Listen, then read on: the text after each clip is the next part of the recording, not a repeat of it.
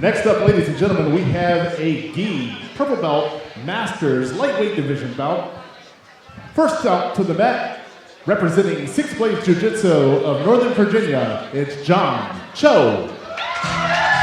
John Choe coming out here from Six Blades Nova, coached by Emil Takayushi. Yep, Emil's actually later. We have him featured later on the card. Yep, Emil's won our third from last fight tonight. We'll see both these guys.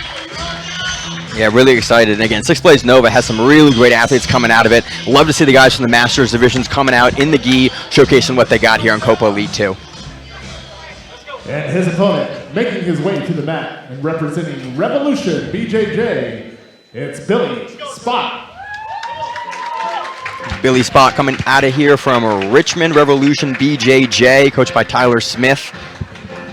Has quite a few competition accomplishments in the last few years. Been heavily competing in IBJJF, Pans Masters, Purple Belt Featherweight Division, Blue Belt, quite a few medals at IBJJF, which are the premier tournaments for gi jiu-jitsu. Yeah, absolutely. And again, the Copa Elite here uses a very, very similar rule set there to the IBJJF, so lots of experience competing in the rule set. Ladies and gentlemen, this bout is scheduled for 6 minutes. Your referees are Jose Diaz and Cam Nandera.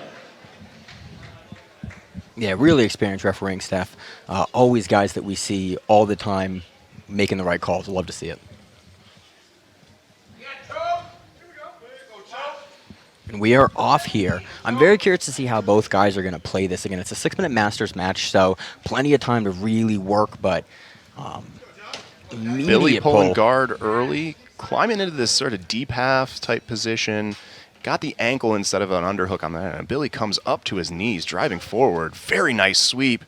Let's see if it's scored. He's got to stabilize position, and there's the 2 points for that sweep. Great way to start the match for Billy Spott. Yeah, again, starting up like this is such a puts you in the driver's seat, and allows you to really play your game from top position because you're already up. You can then work at the pace you want to work, and it looks like Billy's, looking to push a pace here. He's doing a nice job keeping a nice solid base. John is working in a couple different nice guards, climbing up to this triangle. Billy backs out, though, steps over back into half guard here. Yeah, I was curious to see if Billy was going to use that triangle attempt from John there to try to pass. It looks like John's consistently trying to shoot that triangle up. Billy doing a nice job stapling John's bottom leg to the mat as he transitions into this half guard position and out of it. Billy back up to standing. This seems to be where he wanted to be early on. John closing the guard up high around the waist. Yeah, Billy's looking for that double log splitter pass there, putting the knees right in the center of the guard, trying to push back and open John's legs up in order to get around them. Now, that can be a notoriously hard pass against a long person like John, and this is what we see happen. Immediate sweep and a pass. This puts John up 5-2 now. Yeah, very nice. Going to end up in the scarfold position. So this is interesting. We have Billy trying to take the back here from the scarfold position. In a modified scarfold position, you're under the arm, but in this position, your back is vulnerable. So John is going for this straight arm lock on the bottom, and Billy is trying to take his back. It's a really interesting position that you don't see a ton from nowadays in the gi. Yeah, this is a much more common position in judo, that's traditional scarf hold, and for this reason, yeah, Billy's climbing up to the back here, doing it nice and methodically. Yeah, Billy's doing a good job getting back on top there. Now he's in top half guard, smashed in. I'm curious to see exactly where the arm is. And you can see the arm is across. Billy now looking for a modified Ezekiel choke here from the half guard. John's getting his hands in. Now, this modified Ezekiel is kind of hard to finish sometimes. It can be finished when you're not passed into the mount position, but it allows you to transition into mount, which is exactly what Billy just did here. And he's awarded his points for the mount position. Now we have the score at 5-5, all tied up, no advantages on the board, no penalty points on the board. And the score is now at 5-9 because we got the 3 points for the guard pass there from the quarter guard and then into the mount position. Which is another 4. Billy looking for that loop choke and then falls off, and John gets on top. John now in the passing position. Very back and forth match here. John down 4 points, but in the top position, looking to pass. Again, still 3 minutes to work. We are just halfway through this, actually 3:30. We are still just halfway through this match, and there's anyone's game. Plenty of time left. Now, it's important to note here, though, that John does need more than just the pass to even tie this up. Yeah, pass will get him 3 points there, and he'll still be 1 point behind, so he'll need to do either submit or work to another position after he gets that pass going. John, Billy on the bottom here was sort of looking for that long X guard, that De La X guard position for a second. And John did a nice job smashing the knees down, pinning a lot of pressure on that bottom leg that Billy has there.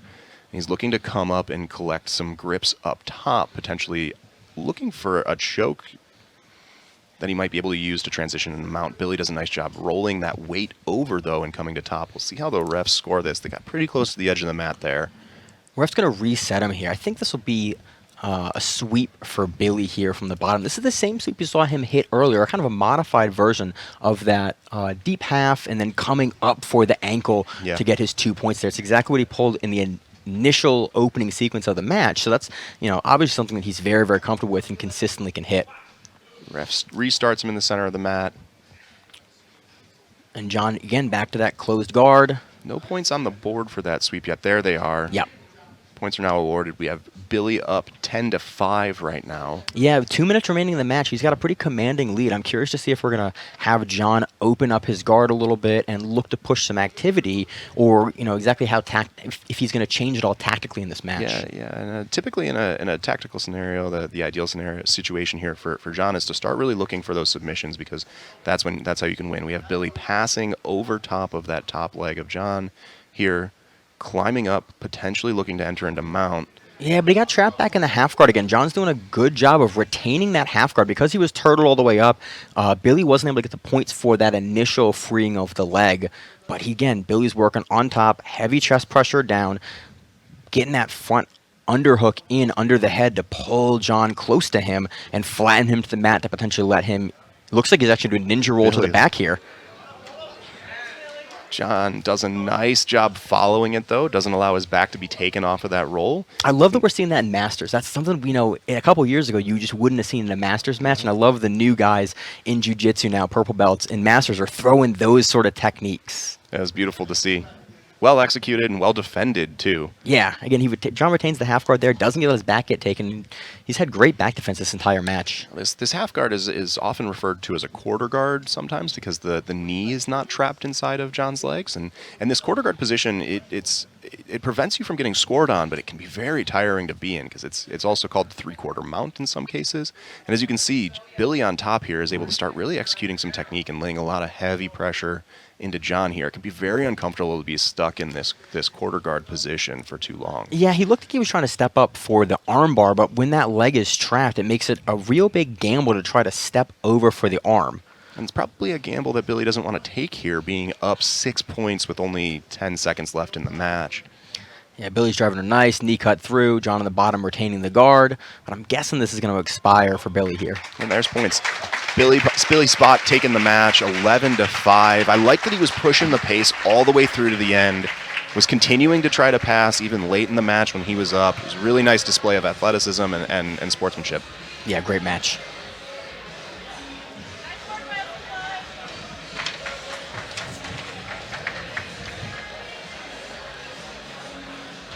And the competitor's going to tie our belt.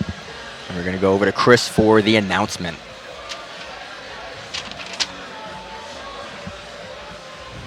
And ladies and gentlemen, let's hear it for your winner by points, representing Revolution BJJ, it's Billy Spott.